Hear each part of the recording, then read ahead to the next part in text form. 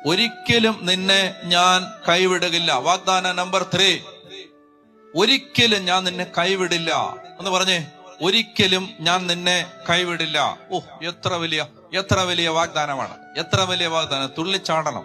ഒരിക്കലും ഞാൻ നിന്നെ കൈവിട്ടുകൾ, ഏത് സ്ഥലത്തും എവിടെയും ഞാൻ നിന്റെ കൂടെ ഉണ്ടായിരിക്കും. മത്തായി 28:18, യുഗാന്ത്യം വരെ എന്നും ഞാൻ നിങ്ങളുടെ കൂടെ ഉണ്ടായിരിക്കും. വചനം പറയുകയാണ്. ഇത് കേൾക്കണം കേട്ടോ, ഇത് കേൾക്കണം. വചനം പറയുകയാണ്, ഞാൻ നിന്നെ ഒരിക്കലും കൈവിട്ട് കളയില്ല.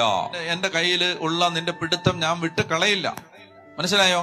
കർത്താവ് നിന്റെ കയ്യിൽ പിടിച്ചിട്ടുണ്ട്. കർത്താവ് ഒരിക്കലും കൈവിട്ട് കളയില്ല. മനസ്സിലായി? അതാണ് പറയുന്നത് സങ്കീർത്തനം 37, 23, 24, Psalms 37, 23 and 24. മനുഷ്യന്റെ പാദങ്ങളെ നയിക്കുന്നത് കർത്താവാണ്. തനിക്ക് പ്രീതികരമായി ചരിക്കുന്നവനെ അവിടുന്ന് സുസ്ഥിരനാക്കും. അവൻ വീണേക്കാം, എന്നാൽ മാരകമായിരിക്കില്ല. കർത്താവ് അവന്റെ കയ്യിൽ പിടിച്ചിട്ടുണ്ട്.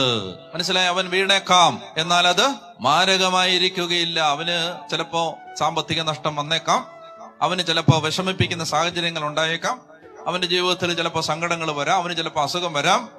പക്ഷെ അത് മാരകമാവില്ല. എന്താണ് കാരണം? കർത്താവ് അവന്റെ കയ്യിൽ പിടിച്ചിട്ടുണ്ട്. കൈ ഉയർത്തിയൊക്കെ പ്രാർത്ഥിക്കുന്ന സമയത്ത് മനസ്സിൽ കാണണം, ഈ കയ്യിൽ ആര് പിടിച്ചിട്ടുണ്ട്? കർത്താവ് പിടിച്ചിട്ടുണ്ട്. അവൻ വീണാലും അത് മാരകമായിരിക്കുകയില്ല. കർത്താവ് അവന്റെ കയ്യിൽ പിടിച്ചിട്ടുണ്ട്.